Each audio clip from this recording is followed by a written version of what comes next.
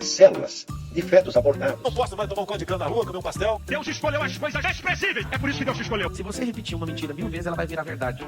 Seja bem-vinda, seja bem-vindo. Quem chegou até este canal por curiosidade no tema, familiaridade no assunto ou interesse em querer entender as artimanhas deste maldito fascismo verde e amarelo que virou moda no Brasil nos últimos anos, eu sou o professor Leandro Leocádio e falo direto da República Bolsolavista de Londrina para você. Quero mais uma vez pedir para você que ainda não se inscreveu no canal, se inscrever, seguir a gente no Instagram, que tanto aqui no YouTube quanto lá, todo dia tem coisa nova sobre este maldito fascismo verde e amarelo.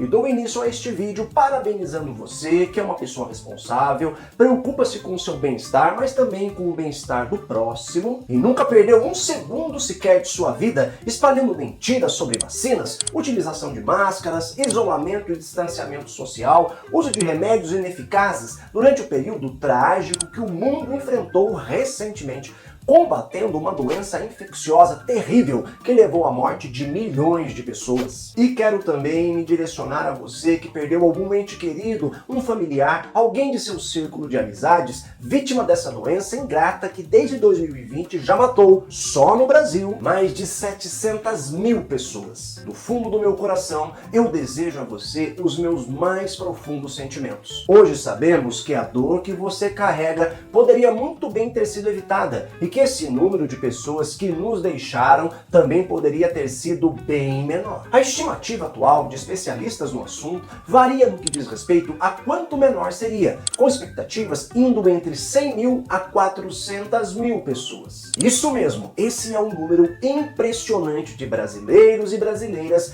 que morreram porque o básico não foi feito desde o início. E quando digo básico, é o básico mesmo, ou seja, fazer o que a grande maioria das nações fizeram, que é seguir as recomendações científicas para combater essa pandemia. Mas não, por aqui tivemos um fascista que queria inventar a roda no combate a este mal e propagou bizarrices, estupidez e mentiras que a gente cansou de ver.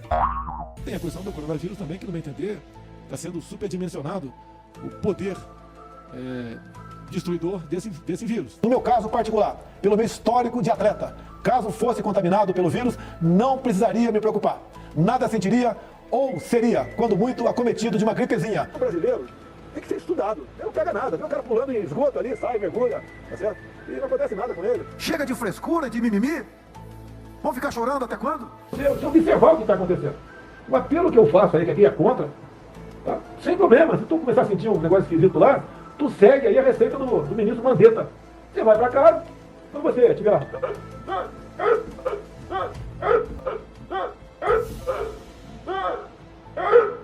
Falta de ar, você vai pro hospital. A gente já passou a China hoje no nosso. A gente já passou o número de mortes da China. O Brasil E daí? Lamento, porque faço o quê? Eu sou Messias, mas não faço milagre. Ah, cara, quem fala de eu sou governo, tá vendo? Quem é de direita toma cloroquina. Quem é de esquerda toma tubaína.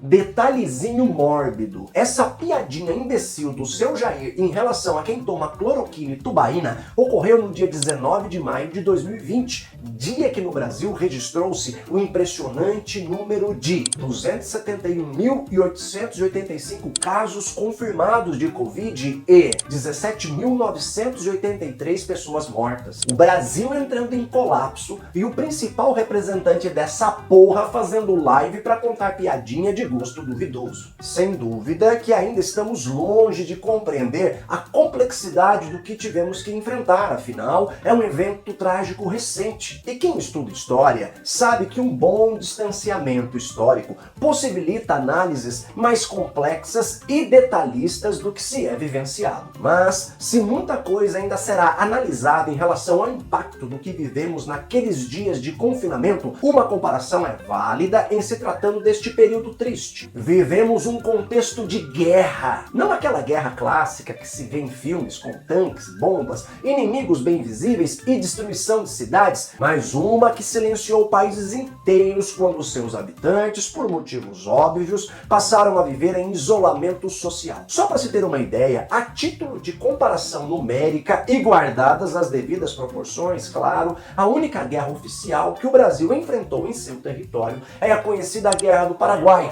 que ocorreu entre os anos de 1864 e 1870 e colocou frente a frente Brasil, Argentina e Uruguai contra os paraguaios. Nessa guerra terrível, a mais sanguinária que a América Latina vivenciou, que terminou após 6 anos de duração com o massacre da população paraguaia e que tem seus efeitos sentidos até os dias de hoje no Paraguai, cerca de 60 mil soldados brasileiros perderam suas vidas. Esse número de mortos, em uma época que o Brasil contava com aproximadamente 10 milhões e 500 mil habitantes, representava pouco mais de 0,5% da população brasileira na época. Do início do ano de 2020 até o início de 2023, ou seja, em 3 anos de matança, o coronavírus ceifou a vida de mais de 700 mil brasileiros. Isso representa um pouco menos de 0,5% da população brasileira atual. É na porcentagem de mortos que ambas as tragédias se encontram na desgraça. Acontece que a Guerra do Paraguai durou o dobro do tempo e, diferente da visão que as pessoas têm sobre guerra, a maioria dos soldados morreu não de tiros e explosões, mas principalmente por falta de higiene básica, doenças contagiosas e enfermidades infecciosas. E, na boa, se não fosse por um clamor popular, uma indignação profunda advinda de uma parcela significativa da população brasileira contra as políticas implementadas por Jair, esse número de vítimas da Covid-19 poderia ter sido bem maior. Isso porque faz parte da cultura fascista o negacionismo, a estupidez, a mentira, a falta de humildade de vir a público e reconhecer que fez ou tomou uma decisão merda, que acreditou e compartilhou opiniões que ocasionaram na morte de centenas de milhares de pessoas, como essa divulgada pelo fascista mor do bolsolavismo, aquele ser abjeto que morreu de Covid,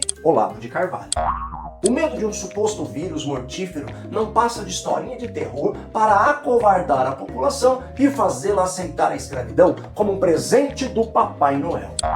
Como, infelizmente, essa cultura fascistoide faz a cabeça de um número grande de imbecis, é consumida e compartilhada aos montes nas redes, não tem como a morte não estar presente. Se você é daqueles que ainda tem dúvida de que o bolsolavismo caminha de mãos dadas com a morte, vamos analisar alguns dados. A política de combate ao coronavírus que o governo bolsonarista queria implementar desde o início da pandemia era a tal da imunidade de rebanho. De onde será que ele tirou essa ideia? Realizando uma pesquisa profunda sobre o tema, acabei descobrindo algo que não vi ninguém até hoje tecer comentários. Os fascistinhas bolsolavistas tiveram como referência as ideias defendidas por um especialista no assunto, o senhor Dwight Schrute. Se você não sabe de quem eu estou falando, dá só uma olhada neste vídeo sobre este cara, comentando como combater qualquer vírus utilizando-se da tal da imunidade de rebanho.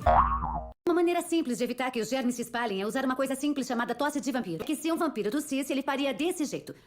Outra coisa que ajuda a evitar a disseminação de doenças é lavar as mãos regularmente, ficar em casa se estiver doente e tomar vacina contra a gripe. Não. Vão custar a vida de vocês. A pior coisa que podem fazer pelo sistema imune é mimá-lo. Ele precisa enfrentar suas batalhas. Se expor aos germes é a melhor forma de se tornar mais resistente. Então, seguindo sua lógica, se eu precisar espirrar, eu posso espirrar em você. Seria bem-vindo. O princípio é sólido. Para evitar doenças, se expõe aos germes, para que seu sistema imune crie anticorpos. Não entendo por que não fazem isso. Pelo visto, são contra viver para sempre. Fala sério, deu uma vontade danada de espirrar ou vomitar na cara de fascistinha defensor disso daí, não deu? E o Sr. Dwight fez escola entre a reaçada. Lá nos States tem um doidão escolhido por Trump para ser o secretário de defesa dos Estados Unidos que segue à risca as orientações do especialista em imunidade de rebanho, se liga. I don't think I've washed my hands for 10 years. Really, I don't really wash my hands ever. Help me! I inoculate myself. It's not, germs are not a real thing. I can't see them, therefore they're not real. Assim, se valendo da tese defendida por Dwight, de que não precisamos nos precaver, higienizar, manter isolamento e muito menos nos vacinar, Bolsonaro teorizou junto com seus especialistas e passou a espalhar aos 4 cantos que cerca de 70% de brasileiros seriam infectados pelo coronavírus e nessa lógica tem que deixar infectar mesmo e sem vacinar. Afinal, se contaminar é mais garantido que se vacinar. Aproximadamente 70% da população vai ser infectada. Não adianta querer correr disso, é uma verdade. Estão com medo da verdade. Falta um pouco de inteligência. Então eu me considero, eu estou vacinado, entre aspas. Muita gente que todos contraíram o vírus estão vacinados, até de forma mais eficaz que a própria vacina. Porque você pegou o vírus para valer. Então, quem contrai o vírus, não se discute, esse está imunizado. Vamos esmiuçar então a lógica bolsonarista da imunidade de rebanho e dos 70% de brasileiros contaminados.